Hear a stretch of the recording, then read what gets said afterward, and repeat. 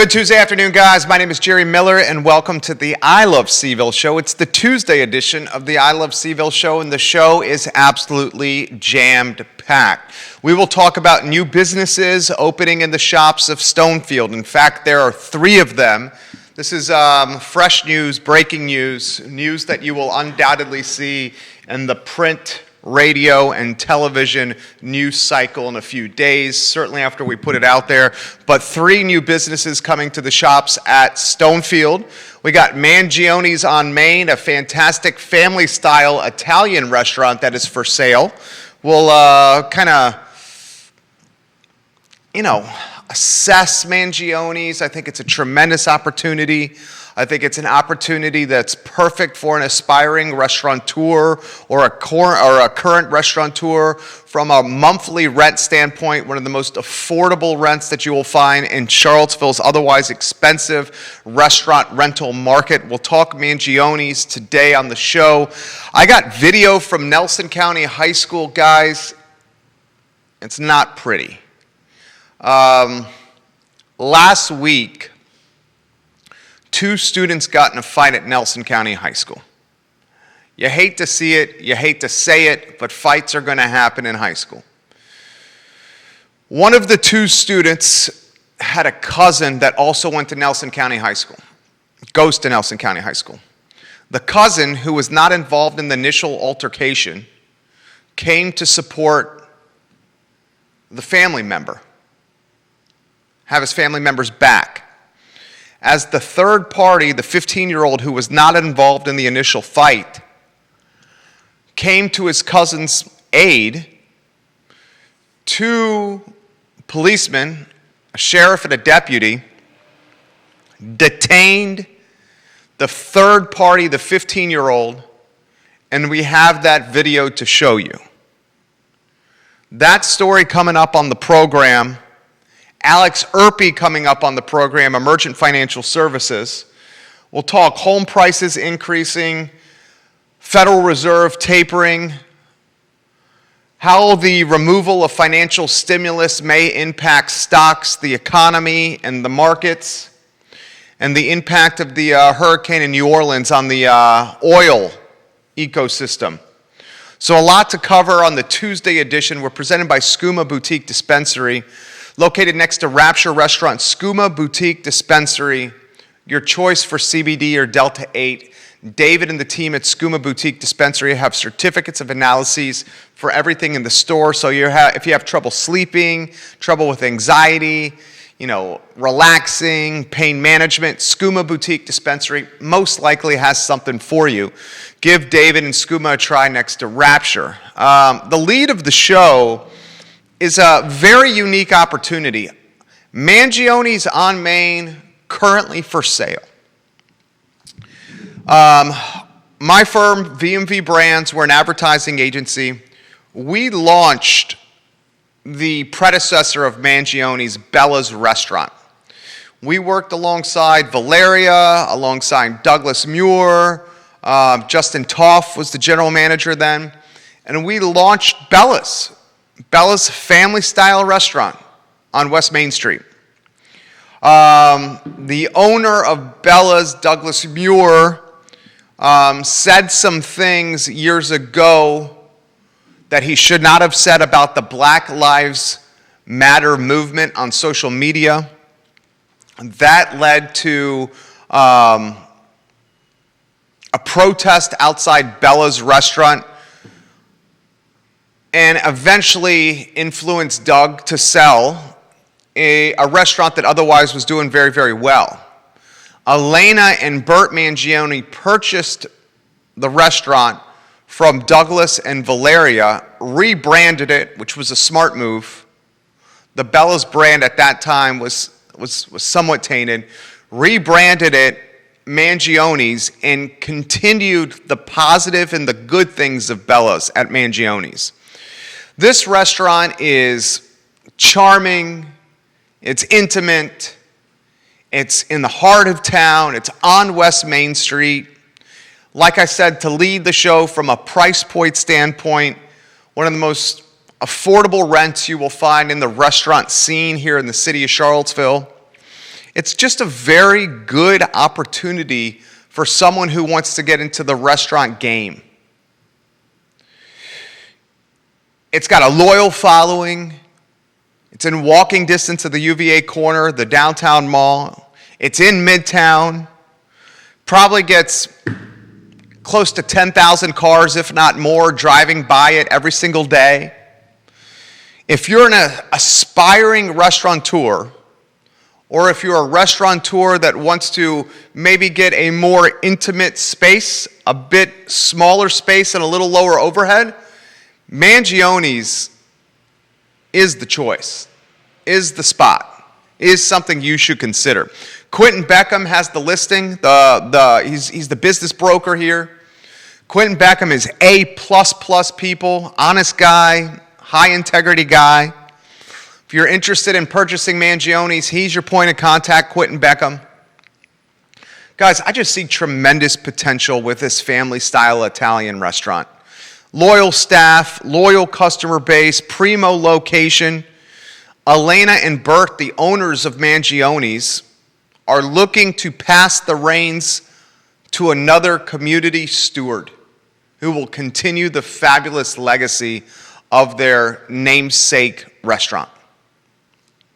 I will follow this closely, and I wish Elena and Bert nothing but the best.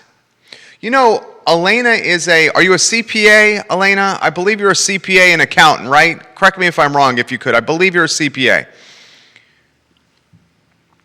During the pandemic, when so much uncertainty and unknown was happening, and many restaurant owners were asking, how the hell are we going to stay open? Elena Mangione helped restaurant owners in this community apply for PPP, offered North Star type of guidance on how to navigate the PPP process. She's just a great person. Like just a stand-up A+ person.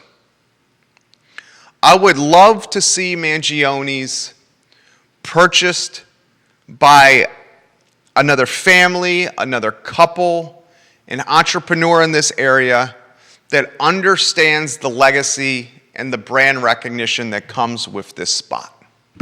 Would really, really, really love to see it.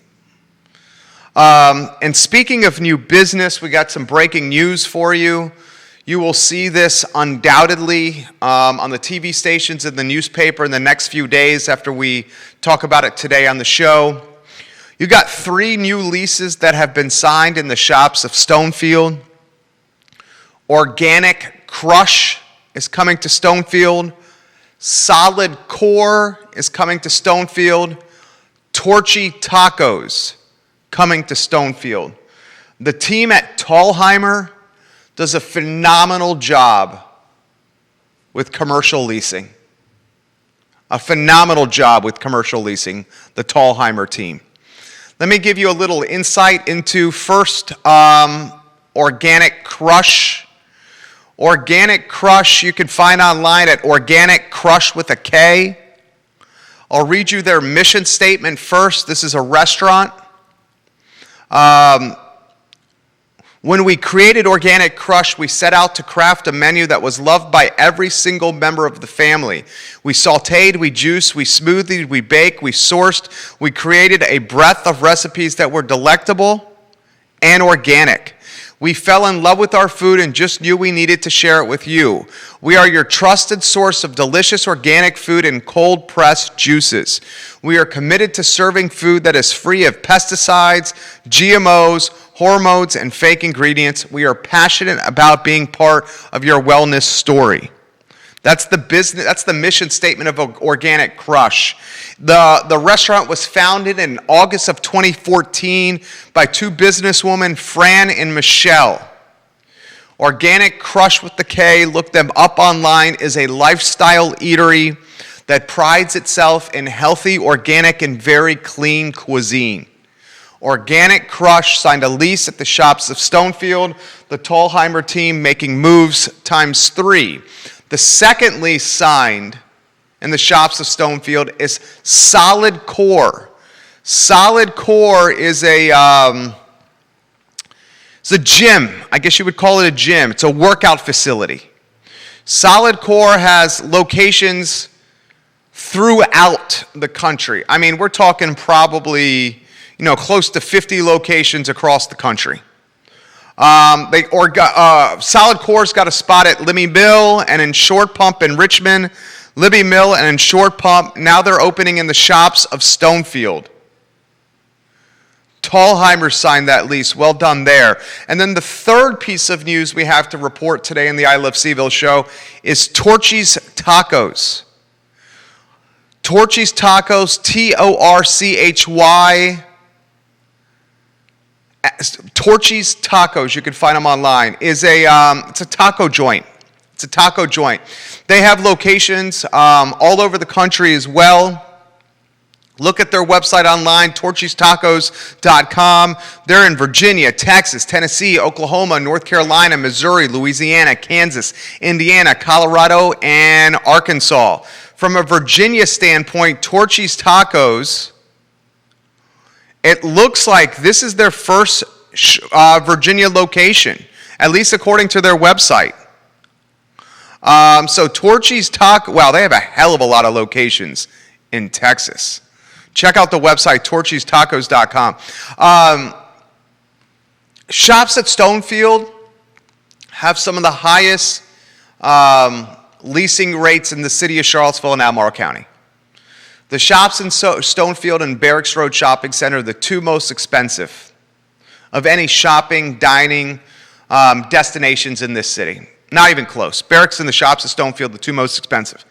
Because these price points are high, you're often attracting businesses that are not mom and pops.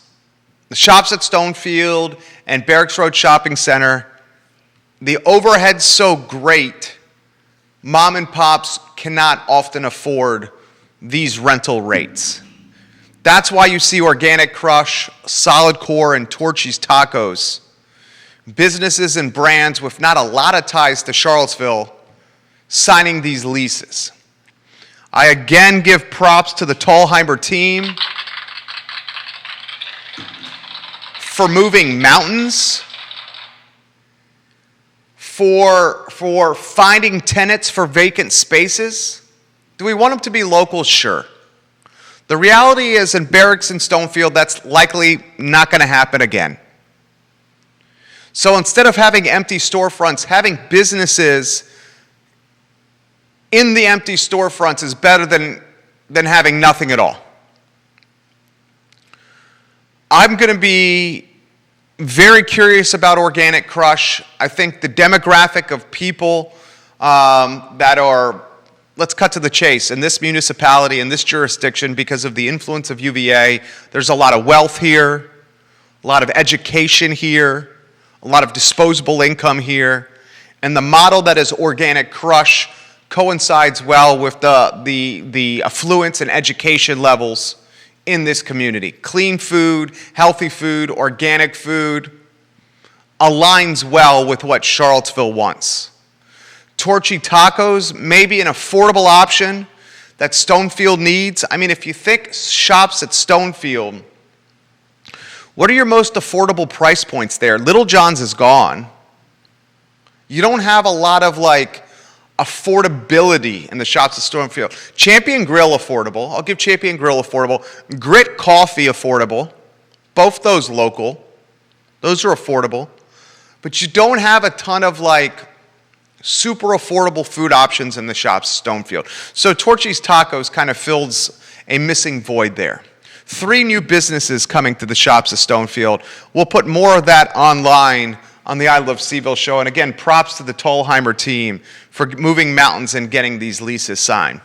Now, Alex Urpí is going to join us in about 4 minutes on today's show. Before we get to Alex Urpí, are you following what's going on at Nelson County High School?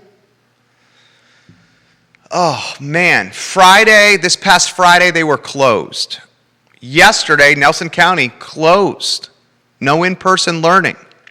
Initially last week, the PR spin from the high school was, we need to do a deep cleaning of the school because of COVID. We just need to take a breather. You dig a little deeper and you realize that there was a brouhaha, a brawl of epic proportions. We got video we're about to show you. I don't think that video is anywhere else except for the I Love CVille Network. I may be wrong, but I don't think it's anywhere else. So here's the nitty-gritty. Here's the 411. 2 students get in a fight at the high school. You don't want to see it. You hate to see it. Fights are going to happen in high school. We all know that. So 2 students are fighting in the high school. A 3rd student comes to the protection or the aid of one of the 2 kids that were fighting. They're cousins. So the 3rd kid, a 15-year-old, comes to the aid of his cousin, and he says, I got your back, you're my family. In the process of getting his cousin's back, his cousin's back, 2 police officers, including the Nelson County Sheriff and one of his deputies, detain the 15-year-old. And that's the video we have to show you. The video I'm about to show you is not easy to digest. 2 police officers atop a 15-year-old kid. It's important you see this, though.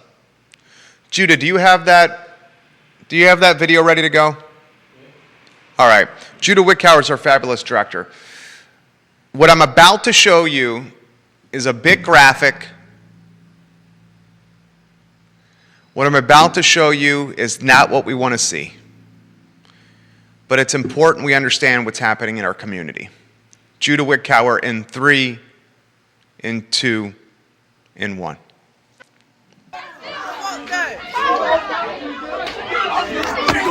Get off of him!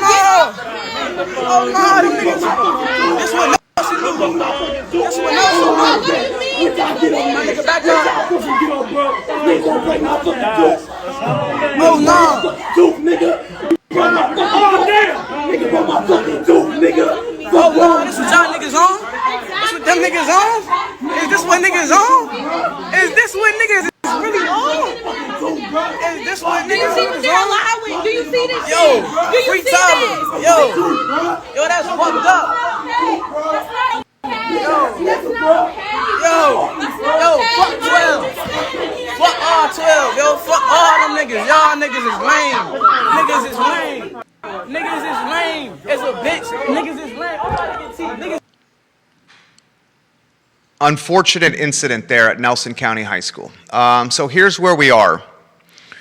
The Nelson County Sheriff's Office no longer leading this investigation. The Virginia State Police now leading the investigation. The 15-year-old who you saw on the ground there sustained some injuries, nothing life-threatening, some chipped teeth. Currently in detention. And here's an interesting plot twist. The 15-year-old is in detention now because his mother wants him to stay there from a safety and protection standpoint. She's fearful of retribution or what could happen to her son. The students at Nelson County High School are planning a protest or a walkout of school. Nelson County Sheriff's Office no longer leading this investigation. Like I said, it's now the Virginia State Police. A fight between 2 people turns into a third party trying to protect his cousin who's involved in the fight. That translates into 2 grown men on top of a 15-year-old trying to detain, cuff, and arrest him. That young man in jail, in juvenile detention as we speak. I'm going to close this topic and go to Alex Urpí here in a matter of moments. I hope, as a dad, as a husband, that we can resolve these circumstances and these turn of events in Nelson County peacefully and in a way that will resonate positively within the community.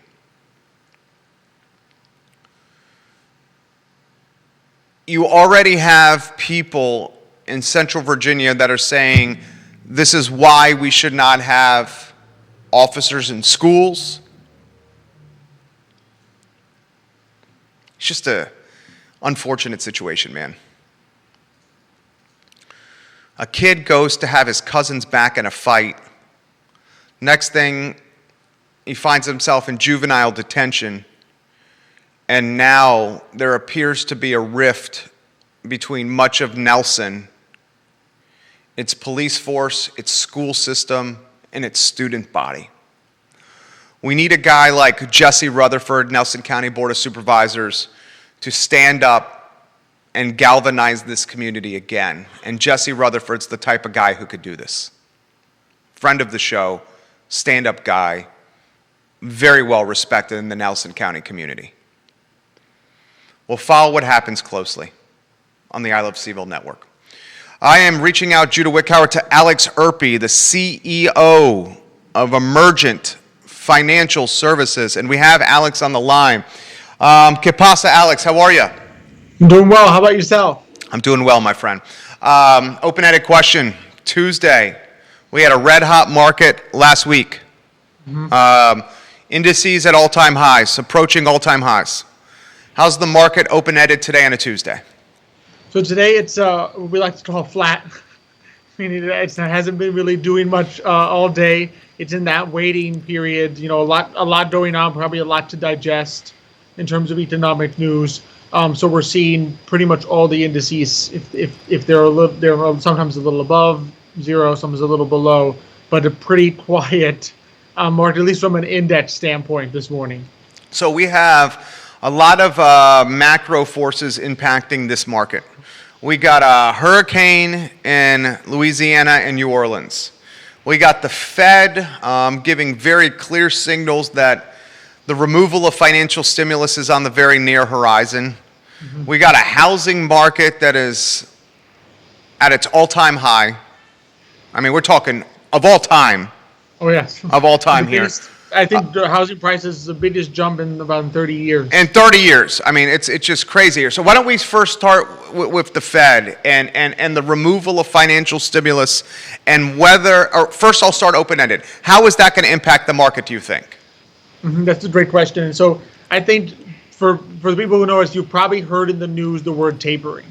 And tapering, what that means is, right, the Federal Reserve, one of the ways that they stimulate the economy is, I won't go into the details, but they try to increase the money supply. And tapering is them basically saying, we're going to be, instead of reinvesting whenever the bonds that the Federal Reserve owns come up again, instead of putting that money back in there, they're just going to basically let it stay with the Fed. They're not going to continue the same extent of stimulus that they've been doing. So that's what the tapering that you've probably seen on, CNBC and other places means. It basically means they're slowing down the extent to which they've been pumping money into the economy for the last 12 plus months. And that has you can sort of see the market trying to figure out what that means, because when money flows into the stock market, and we've seen this for 10 plus years, right? Those are usually opportunities for especially large companies to say, well, I can borrow at extremely low rates. I can then buy back my own stock. There's a lot of money to go around that can be reinvested in the stock market. Stock prices go up. So what you see traders trying to figure out today, I think a little bit is, do these really high valuations that we're seeing in the stock market still make sense without that stimulus?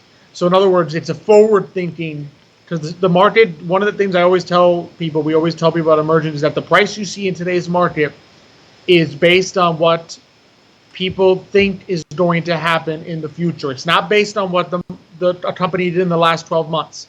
It's based on what you think the company's going to do in the next 12 months. And so for the market as a whole, what we're looking at is saying, all right, market's at all-time highs. Do these valuations, and by valuation I mean basically maybe the price to the earnings, how much a company stock is worth versus how much it's bringing in. Do these valuations make sense if the Federal Reserve is not going to be pumping this much money into the system?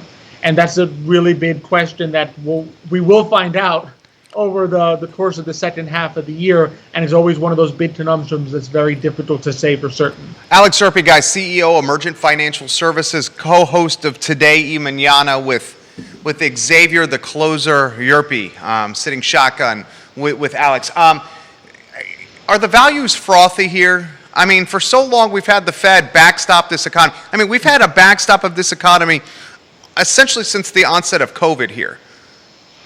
I would go further. I think we've had a backstop in this economy since basically the tech bubble. Okay, so he takes it even further back there. So are the values frothy? I mean, can we expect a massive decline? I mean, I'm looking at mine right now.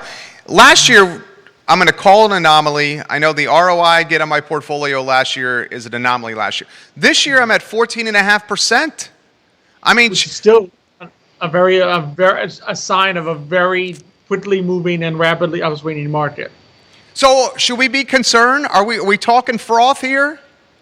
See, that's an excellent question. It's one of those things where you sit here and say, economically speaking, right, when you expect a central bank to taper, you would sit there and say, all right, can the market actually sustain this, or is it going to have a correction? The challenge that we've had over the past 20 years is that every time we look and say, well, this is it, especially I would say over the last decade, post 08-09, you sit there and look and say, all right, this is it. It's time for the market to go down. And then the market has a little bit of a 10% correction, and the Federal Reserve comes out and says something. And sometimes they don't even do anything. They'll just come out and say, oh, well, don't worry. If things get bad, we'll take care of this. Well, then no options are off the table. We have more arrows in our quiver. They're masters of all the analogies you could possibly think of in the metaphors for how they can insert themselves into the market. And so I think the challenge as an investor that we have to be looking for is, okay, we may sit here and say the market is overvalued or there's the potential for correction. That doesn't necessarily mean that that's going to happen, because we're living in an environment that we haven't seen before. We're seeing central bank activity between the Federal Reserve, Bank of Japan, European Central Bank that we've never seen before. Right? It would have been inconceivable 20 plus years ago to have a Federal Reserve that basically said we're going to keep rates almost at zero for over a decade. And yet that's what we're seeing. And so the question is, has that changed the paradigm? Are we in a scenario now where every time the market looks like it might correct 10%, the Federal Reserve says something, oh, well, maybe we'll think about buying some more ETFs that have bonds, and suddenly the market comes back. And so that's what we have to sort of keep an eye on. And I think for us as investors, maybe I think one of the solutions that we tend to look at Emergent Financial Services is, instead of trying to time our exit from the market, in other words, here's when I need to get out so that I don't run into a scenario where my portfolio declines. Maybe you adjust your percentages. You say, all right, if my portfolio is really aggressive right now, maybe I put it to a growth portfolio. In other words, tamp down a little bit on the risk by adjusting percentages. So you're still in the market, right? If you're a young guy like you're still on a growth phase. You're still sitting there saying, no, I want my stocks that have potential to really grow. I'm not going to go into bonds completely, right? But maybe you just adjust a little bit and say, all right, let me prepare my portfolio so that if this event, which may not occur, this 10% correction, 20% crash, right? If this event, which may not occur, actually occurs, I'm still okay. My portfolio is still reasonably placed for that, but I haven't bailed on the market. And then if it goes up another 20%, I'm sitting here saying, why did I exit too early? Are any categories or sectors more susceptible to tapering and face potential more headwinds? For example, tech. Any sectors do you think are more vulnerable than others? That's a great question. Typically, so I would say there's two parts. In regards to tapering itself, the large companies are probably the ones that have been benefited a lot from the ability to go and borrow at really low rates and then reinvest. On the flip side, the large cap companies, you're thinking your Apples, your Johnson Johnsons, your Coca-Colas.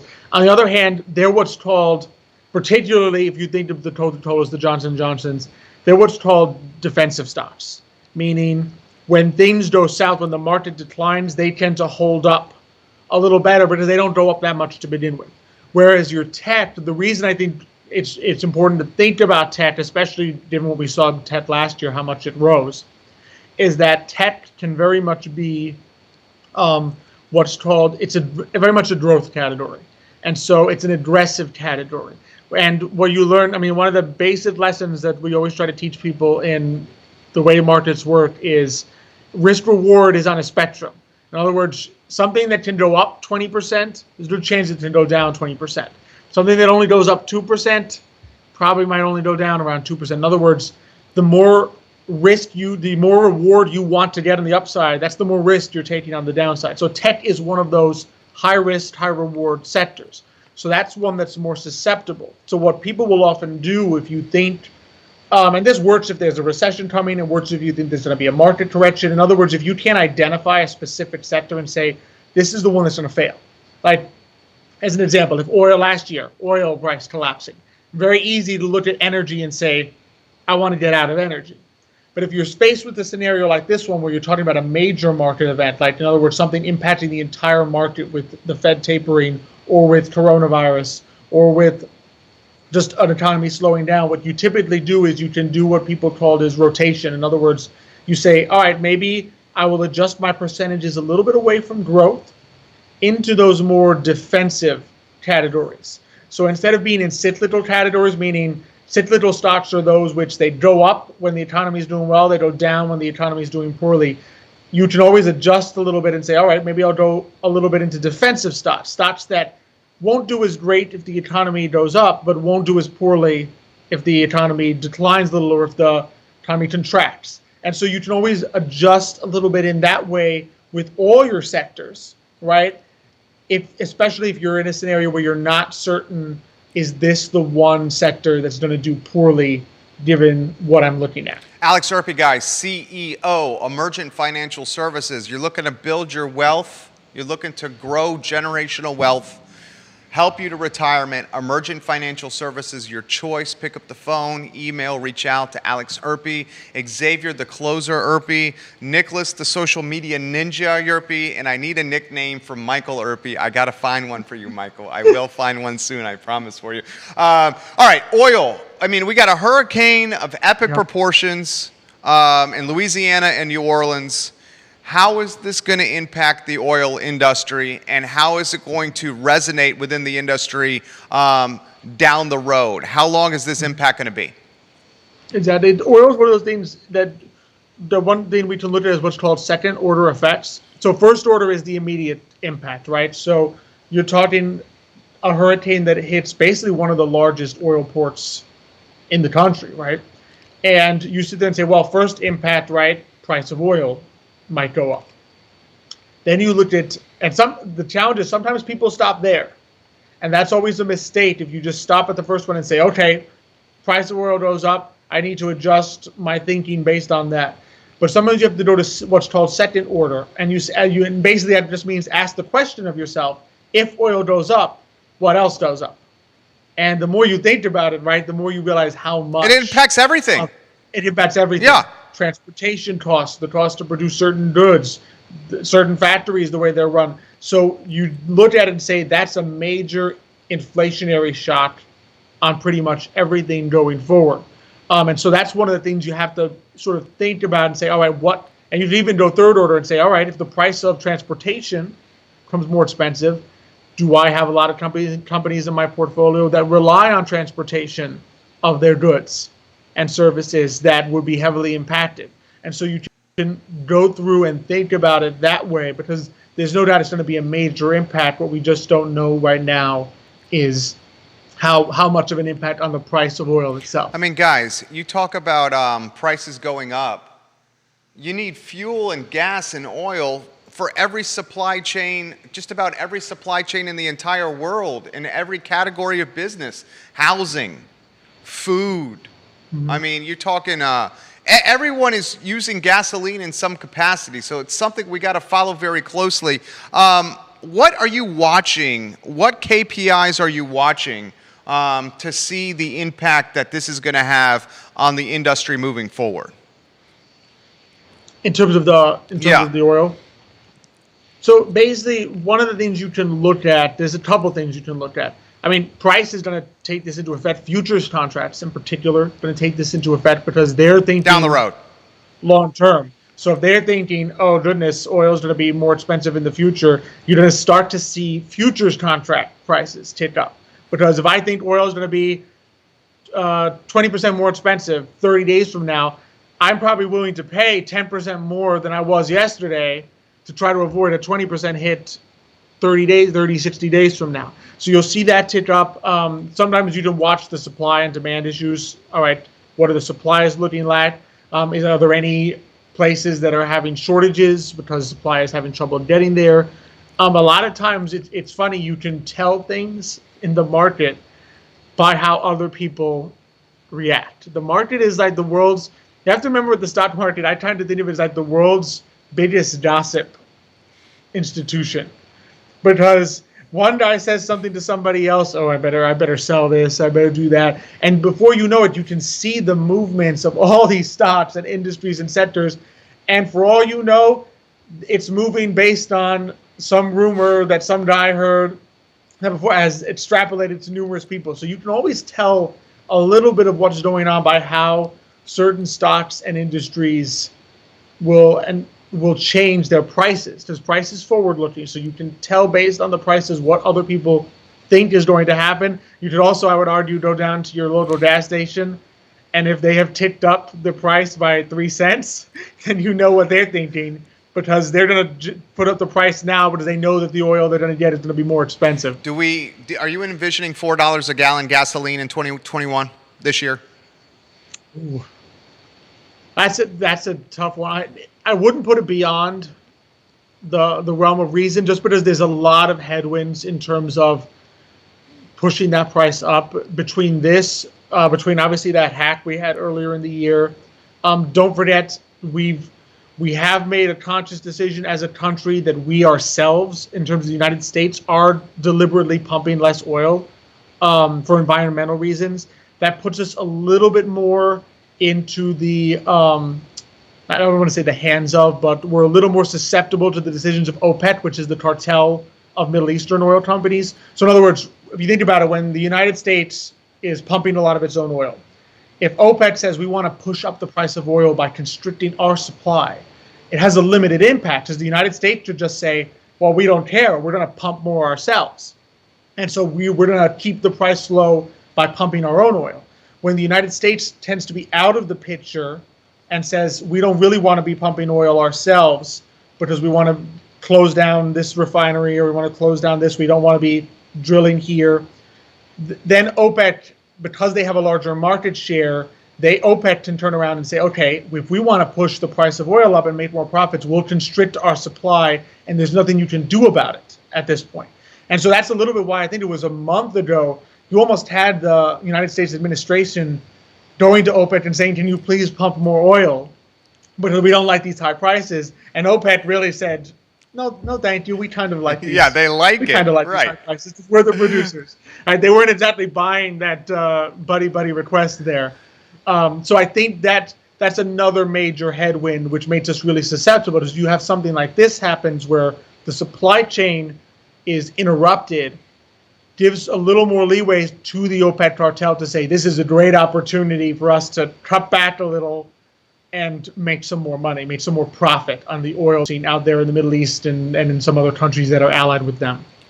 Smart man here, guys. Alex Urpí, Chief Executive Officer, Emergent Financial Services. Emergent Financial Services, the firm you want if you want to grow your wealth and prepare for retirement. You know, I'm going to try to localize this here to Charlottesville.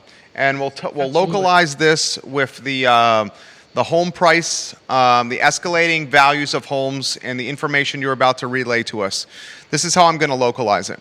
We potentially have $4 a gallon gasoline on the near horizon. We certainly are in agreement it's going to increase the cost of gas. It's going to go up. So let's take Charlottesville and Central Virginia. Limited housing inventory in Charlottesville and Central Virginia. Very limited inventory, but demand is through the roof. When supply is low and demand is high, prices are going to go up with inventory. That's clearly happening now. So we have increasing housing prices. We have increasing gasoline prices, which could dissuade people from driving till they qualify, going to further counties where housing is more affordable. I mean, good night, Alex. It looks like Q4 of 2021 and much of 2022, the price shock, the sticker shock for a piece of real estate is going to only go north. I mean, you got limited inventory. You know people aren't going to drive as far anymore to buy houses because the cost of fuel is through the roof and it's going to only go up. So that means more buyers are going to potentially look closer to the epicenter of employment, the city of Charlottesville. From a local standpoint, it looks like to me the values of home are only going to escalate, and the national trend is also following suit. The show is yours, Alex. No, it's a very challenging situation. I feel so much for people that cannot afford to live in Charlottesville and are now going to see their transportation costs, and have seen. I mean, the difference between last year and this year is already stark. And I'm now going to see their transportation costs increase and make it that much harder to make a living and be able to come into Charlottesville. And it's funny, I was having even on another perspective of this, I was having an interesting conversation today with someone who used to live in Charlottesville and moved out. They owned a home, and they left in part because the value of their home was so high, the property taxes became so high that they're like, we cannot, because it was one of those things, think about it, if you lived in Charlottesville for a while, paying very large property taxes, but your income is not actually equivalent to what your property is worth, you end up with one of those land rich cash poor situations where you sit there and say, I can't afford to live in a home that I own in Charlottesville. I have to actually move out and take on that additional cost because the value of my home was so high that I was getting these property taxes hit on it, which I thought was a really interesting perspective that came to me today. And so it just adds so much to the challenges that people are facing at this time. And it's definitely, it's going to be rough, I think, a little bit to see what happens. And the hope is that, my hope is that what we do is make sure that we help people be successful here. In other words, there's only so much you can do. My philosophy tends to be every major city, everywhere in the world, has a shortage of housing, right? You will never, unless you build up and up and up and up, you always at some point reach where it is expensive to live in the inner urban ring. So for Charlottesville, my question is always, all right, we have this scenario, and I know it's important to focus on the cost side, but one of the other things you can do, there's another side of that equation, which is the income side. So what can we do to raise people's income, right? Help people become more successful, help entrepreneurs, small business people be more successful, help their employees be more successful, so that those costs don't become as onerous because you're now more able to pay for them. I think there's two sides to the equation, and maybe me being an optimist likes to look at the other one and say, all right, yes, there's a lot of headwinds on the cost of living here, but maybe we can do some work and make sure that we've got some beautiful headwinds in terms of the ability to be successful living here. Alex Urpí, guys, is just a breath of fresh air, man. He's the CEO of Emergent Financial Services and just a stand-up dude. His show, Today y Mañana, airs Thursdays at 10:15 on the I Love CVille Network. And you know what? I will say this, Alex. One of my favorite qualities of you is your consistency with your demeanor. Every time I see you, I know the Alex that I'm going to be interacting with, and it's going to be a guy that's informed, a guy that's well-read, a guy that is a glasses half full mentality and perspective, and a guy that just embodies the golden rule. I mean, you are just A+ people in my book. Can you give us some insight into Today y Mañana and what you guys are planning? Absolutely, and thank you for that. I appreciate that. I feel very similar. Just always great to interact with you, and we're positive people. We have to be. We're entrepreneurs. Exactly. We have to be. You got to think positive, and there's always hope on the horizon. And the goal is to bring light and joy to the world, not to add. You do that. Thank you. I appreciate that. And yeah, so we're going to try to bring some more light and positivity on Thursday. Nice segue. Today, Mangione. And one of the ways we'll do that is we've got one of my favorite things that brings happiness into the world, which is pizza. Oh! And so Dino from Dino's Pizza is going to join us. And so that's always a beautiful thing to talk about and bring some joy, a smile to people's faces with some pizza as well. I mean, he's in the dairy market. Great spot right there. So we're really looking forward to talking with him, having him on, as well as Andrew Pillafont. So he's the Director of Communications for Paramount Theater. Oh. So we'll have the Paramount on to talk about what's going on there, what are some new things you can go see there.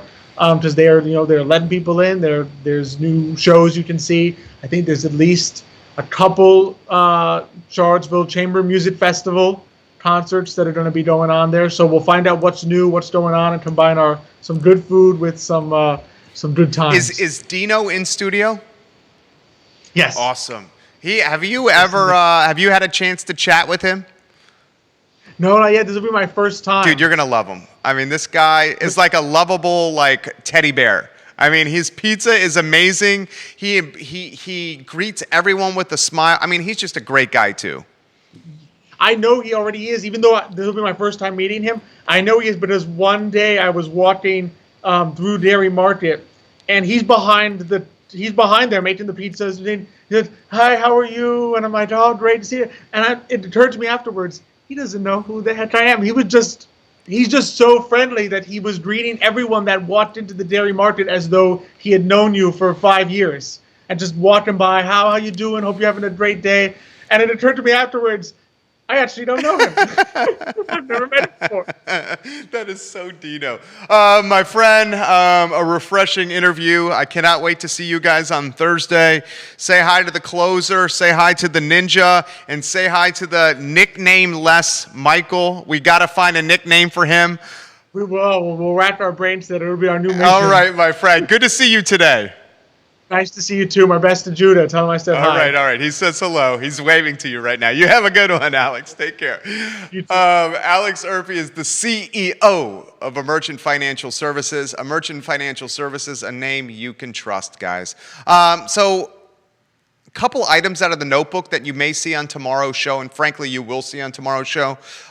Some news from the Charlottesville Police Department, more attrition and turnover. Assistant Chief of Police Jim Mooney is retiring tomorrow. He's retiring tomorrow. Remember, more than half of the department's officers responded, and 71% in a survey, and 71% say they have no confidence in the chief and command staff within Charlottesville Police Department. 82% of rank and file police officers in CPD say they were less likely to do their jobs out of fear of unfair retribution from department leadership. So you've had massive attrition and turnover within the CPD. Now the Assistant Chief of Police, Jim Mooney, retiring tomorrow. You'll see that topic on tomorrow's show. Also, Charlottesville, Virginia, I don't know if you saw this. I'll post this on the I Love CVille Network. But Charlottesville, Virginia, the Charlottesville metro area, was named the 50th most expensive municipality to buy a home in the country. Charlottesville metro area, according to 247wallstreet.com, 247wallst.com, ranked Charlottesville the 50th most expensive metropolitan area in all of America to purchase a home. Think about that. All the metro areas in the country, and 247wallstreet.com, 247wallst.com, ranks Charlottesville the 50th most expensive metro area to buy a home in the country. That topic on tomorrow's edition of the I Love CVille Show. Thank you for joining us on the program. We work hard to make this show informative and approachable for you. The only thing we ask in return, you tell a friend, you share the show, you like a show, you leave a comment for someone that's watching. That's the only thing that we ask in return from you guys. We love connecting with you guys through this platform. Wish you the best. Have a good afternoon. Take care.